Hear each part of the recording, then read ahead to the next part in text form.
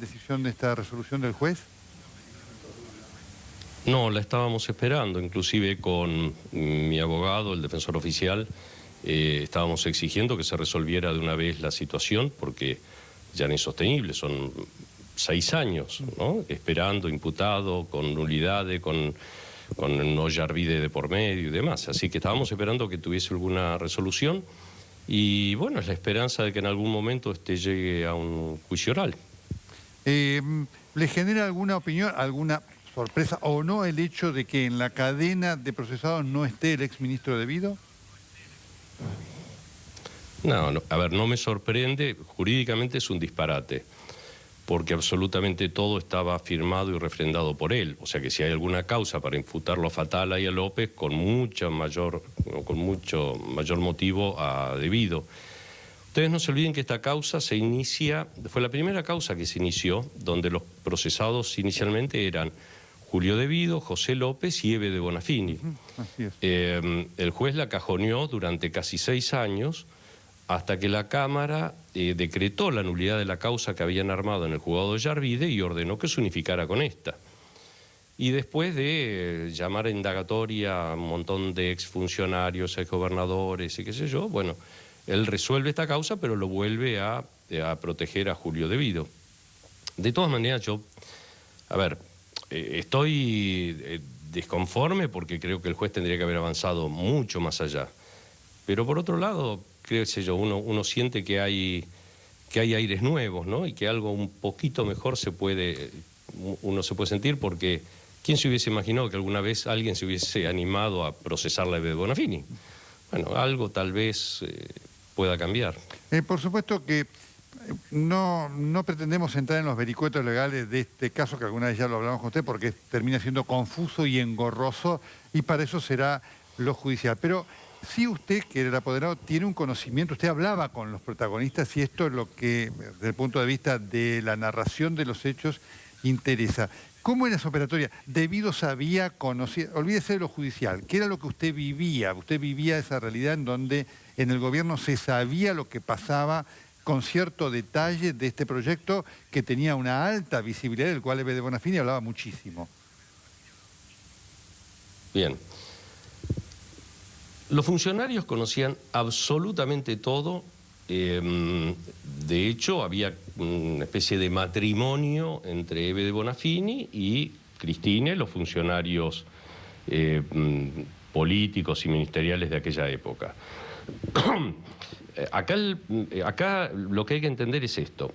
En esta causa, el juez lo que pudo acreditar es, primero, que no hay faltantes en la construcción de viviendas.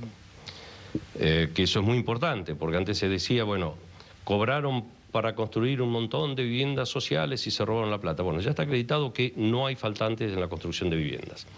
En segundo lugar, se pudo acreditar la calidad de las viviendas. La pericia de la Facultad de Ingeniería de la Universidad de Buenos Aires demostró que las viviendas eran de inmejorable calidad, incomparables en relación a las que hacían otras empresas constructoras de la época. Y el tercer tema es que no hubo sobreprecios. El problema es que hay un faltante de 206 millones de pesos. Sí, es un faltante. Mi defensor oficial, pues yo tengo abogado defensor oficial, logró conseguir la documentación que prueba que después que yo renuncio a la fundación, Eve de Bonafini autoriza al contador Domínguez y a otros personajes vinculados a Vudú a formar un fideicomiso y que desviaron más de 260 millones de pesos hacia ese fideicomiso y dejaron de pagar las cargas sociales. ¿Qué es lo que sucede? Hay un punto, perdóneme, quiero ser puntual en esto ya que usted entró.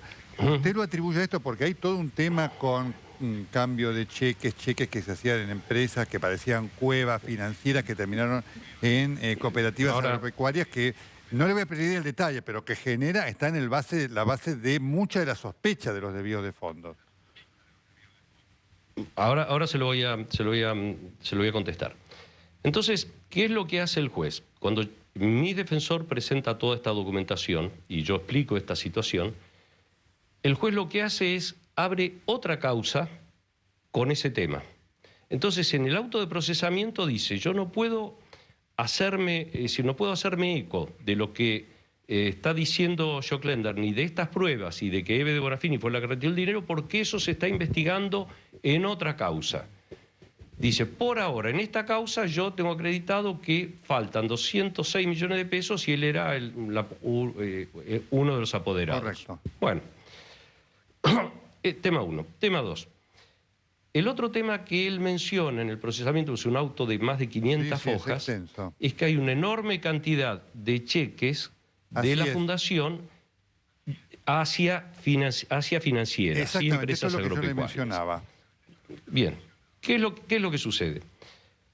Al igual que casi todas las empresas, no sé, empresas grandes, cuando no tienen dinero porque tienen un desfasaje financiero, salen a buscar en plaza quien les cambie un cheque. Pagan un costo por ese dinero, pagan, digamos, es lo que se llama el costo, lo que vale el dinero en plaza. Se pagan intereses. Las empresas constructoras, cuando Planificación Federal, cuando el Ministerio, el Gobierno, se demora en los pagos, lo que hacen es suspenden las obras y suspenden al personal. En el caso de la Fundación, la decisión que se tomaba era salir a conseguir el dinero, aunque eso implicara tener que pagar intereses, y después cuando se cobraba, se depositaba y se levantaba o se cancelaba el dinero que se había pedido anticipado mediante cheques. Esa operatoria, además, ustedes piensan que las empresas constructoras normalmente pueden acceder a descontar certificados de obra en los bancos. La fundación, por ser una fundación, nadie le descontaba certificados. El único que en algún momento había llegado a hacer un descuento de certificados había sido el Banco Credit Coop y después dijo no queremos continuar. Bueno, ahora... la fundación siempre cobraba después. Sí. Joclender, la sospecha es, y esto es lo que deberá en el juicio probarse o no, que efectivamente tras esos descuentos se beneficiaron empresas, algunas indican o algunas sospechas hasta se las adjudican a ustedes o le dan coadjudicación de que alguien se benefició de ese mecanismo que usted sabe cuando se hace de esa manera termina generando ganancias enormes en muchos casos, ¿no? Sí, totalmente. A ver, en mi caso, digamos, yo tenía la empresa Meldoré, exactamente, que era una empresa que desarrollaba tecnología en un montón de áreas. Es decir, tenía Meldoré, que era una empresa muy importante que estaba desarrollando tecnología en energías alternativas, en agroquímicos no contaminantes, en producción de feedlot por hidroponía y tecnologías en nuevos sistemas constructivos. Ahora que estamos pensando en importar casas y sistemas de China, Meldoré que estaba avanzada años luz en relación a esas tecnologías. Claro, pero lo que allí... Bueno, todo ese patrimonio... Sí. ¿Cómo le va? Paula García lo saluda. Lo que allí se ve bastante incompatible es que con dinero del Estado se contrata una empresa que le pertenece a usted para hacer un trabajo de este tipo, así de manera directa, que la Fundación contrate a Meldoré. Pero la Fundación podía contratar a Meldoré de la misma manera que contrataba gente para hacer el movimiento de suelos o que... Claro, pero justamente usted como integrante de la Fundación contrata a su propia empresa. Claro. La verdad que, digamos, si fuera una cuestión privada, nada más, pero la plata del Estado. No, pero no había ninguna incompatibilidad por dos motivos. Primero, porque no hay una incompatibilidad en el que yo me desempeñe como miembro de la Fundación y a su vez tenga una empresa que realiza o presta servicios. Pero en este caso sí, porque eran fondos del Estado. Por otro lado, claro, esos contratos... Perdón. No, eran fondos, ya eran fondos privados. Bueno. Pero de todas maneras, las dos cuestiones es que esa contratación la hacía Eve de Bonafini, no yo. Y por otro lado, bueno, pero estaba usted. Siempre garantizando que el precio, el precio que se le cobraba a la Fundación fuese muy inferior al precio de plaza. Claro, bueno, pero esto, entonces, finalmente hay muchos que dicen que no era así, esto después deberá probarse, pero le repito, y le quiero ver con este argumento que es muy delicado, Joclender, esto que usted dice, porque es lo que dice además debido para zafar, de que una vez que llegaba a la Fundación eran dineros privados, no, eran dineros públicos, siempre son dineros públicos. Esto es muy importante porque este es el argumento que utiliza Debido para zafar de todo.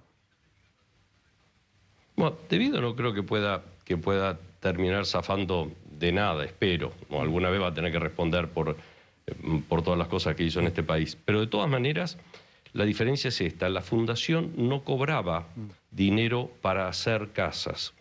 La fundación cobraba por haber hecho casas. Esa es la principal diferencia. No es que cobraba, le daban plata.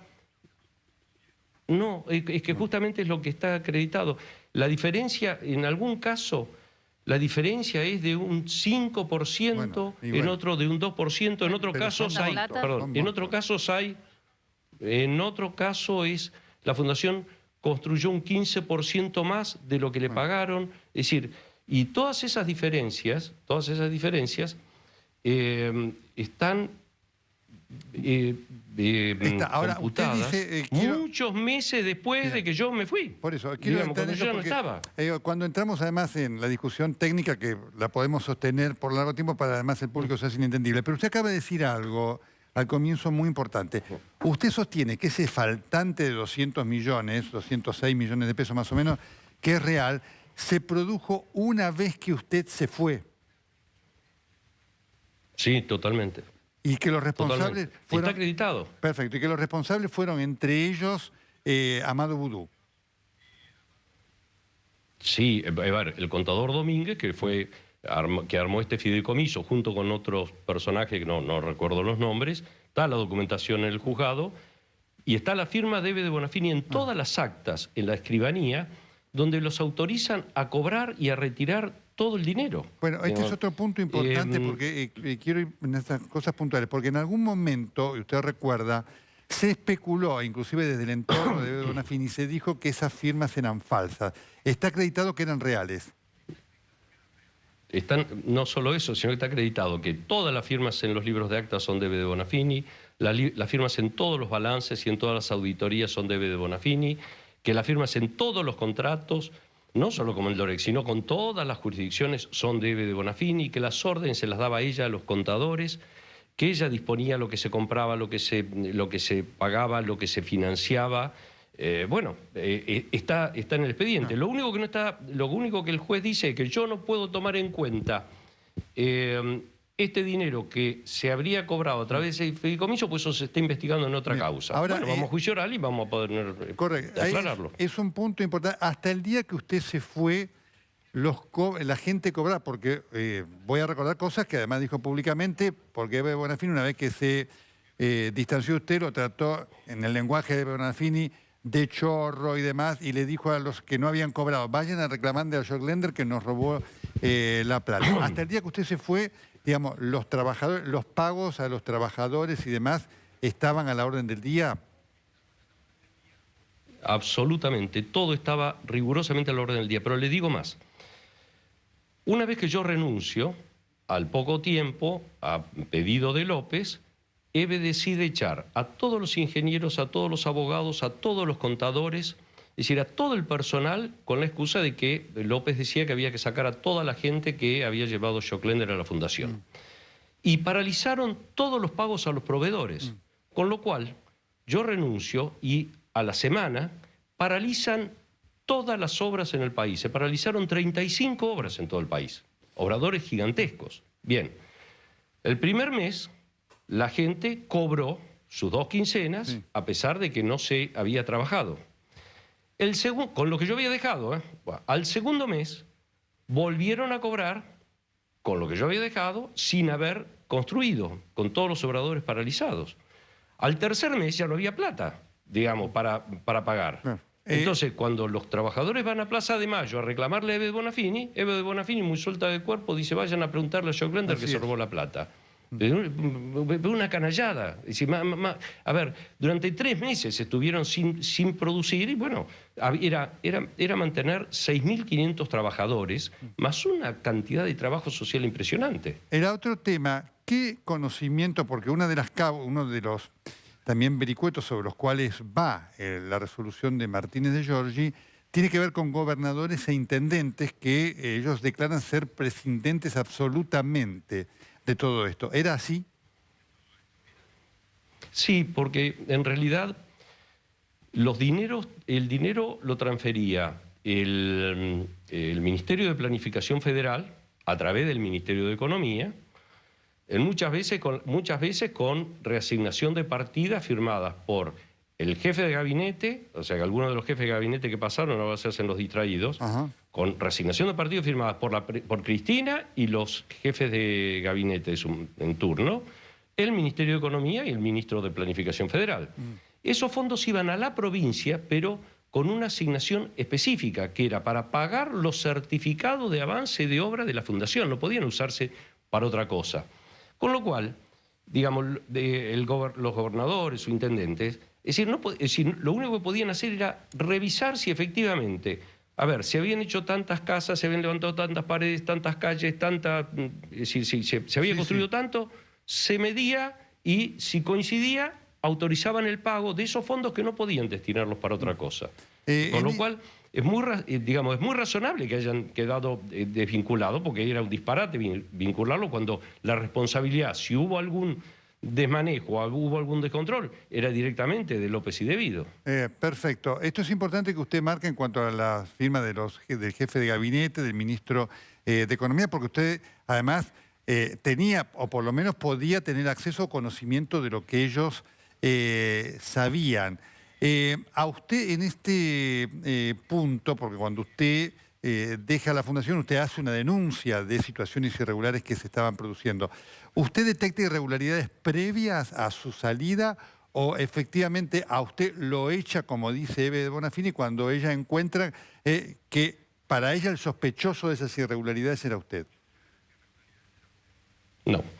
Yo renuncio a la fundación y una de las cosas que hago es esta denuncia que dio origen a esta causa, donde los imputados eran López, de Vido y Eve de Bonafini. ¿Cuándo lo descubrió? Paralelamente, ¿en qué circunstancia? A ver, esto fue todo un proceso donde cada vez esto se estiraba más. ¿Cuál era la discusión?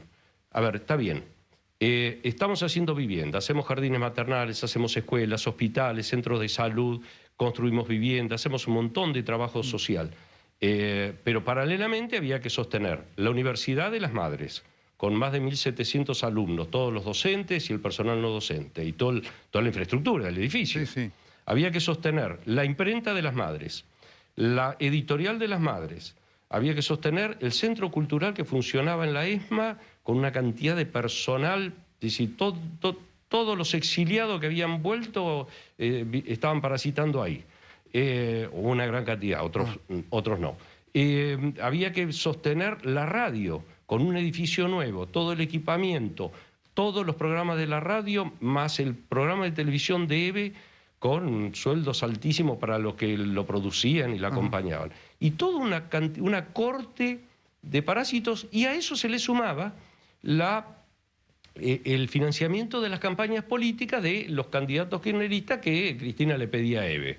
Entonces, si a Vudú se le ocurría hacer campaña para tal cosa, había que salir a empapelar, imprimir y empapelar la ciudad con afiches de Vudú. O sea, que se usaban esos fondos para las campañas, los fondos de las madres que el gobierno daba, que el Estado daba a las madres, se usaban para la campaña. Sí, y eso yo lo denuncié en la causa, lo denuncié en la Cámara de Diputados, lo denuncié en todos lados. Ahora, ¿el límite cuál era? El límite era cuando no había para pagarle el sueldo a la gente. O sea, con plata de sueños compartidos se pagaban parte de esas cosas interesan a la campaña. No, perdón. Con plata de sueños compartidos se financiaba la totalidad del funcionamiento de la fundación. Es decir, no solamente eso, más los viajes de las madres, más de las invitaciones, la campaña también, la conferencia que se daba en todos lados. Claro, entonces, todo eso, sueños compartidos, digamos, permitía hacer mucho. En una pantalla. Darle condiciones muy dignas. Permitía hacer mucho, darle condiciones muy dignas, generaba un excedente. Muy bien, pero no tanto excedente como Eve de Bonafini pretendía. Entonces, mi discusión es, podemos no pagarle los afiches a fulano y paguemos las cargas sociales. No podemos retrasar en el pago de la quincena. Algo, Joclender, ¿por qué daba un excedente? Sí. ¿Había plata que era destinada a viviendas o plata destinada a mantener la facultad? Si no genera plata eso, ¿por qué había un excedente de la plata que se enviaba desde el Estado para cosas puntuales? Porque generaba una ganancia para la fundación. La fundación, ¿qué es lo que generaba una entidad ganancia sea sin fines de lucro, y fundamentalmente la construcción. ¿Por qué? Porque se construía con un sistema que permitía que presupuestando más bajo, mucho más bajo, que lo que se daba, podían presupuestar otras empresas con plan federal, de una calidad infinitamente superior, quedaba todavía una diferencia, digamos, que servía para financiar y para aportar a la fundación. Pero se supone que usted licita tantas viviendas por tanta plata. Entonces, si esas viviendas salen efectivamente esa plata, no queda ganancia. O sea, queda la ganancia para la empresa que la hace, pero no queda ganancia. Claro, cuando una empresa constructora se presenta una licitación, obtiene una ganancia y una diferencia, si no, no se presentaría en una licitación. En el caso de la fundación, nosotros, aún presupuestando más bajo que otras empresas constructoras, y haciendo las cosas de muchísima mejor calidad, generaba una ganancia por la tecnología que se utilizaba. Correcto, que en vez de ser reinvertida supuestamente en el planeta para generar otra plata, para otras cosas. A ver, y que se genere una pequeña diferencia, digamos, está bien. Ahora, el tema es que, digamos, en algún punto Eve y toda la gente que la rodeaba creía que eso no tenía fin, no tenía límite, que eso era, digamos, infinito. Y bueno, y por supuesto... Sí, igual no sé, a mi criterio no está bien. Si es una plata destinada para una cosa puntual, no tiene que dar ganancia, pero bueno, será otra discusión y la justicia lo determinará. Pero si es plata destinada a viviendas que salen tanto, no puede dejar ganancia. La ganancia entra por otro lado, por la imprenta, si se vendían, digamos, servicios, etcétera. Pero por una licitación para hacer casas que valen tanto, eso no puede dejar ganancia para la fundación. Bueno, porque en tal caso con eso se hacen más viviendas. La ganancia que quedaba... a ver, lo que diría es lo siguiente.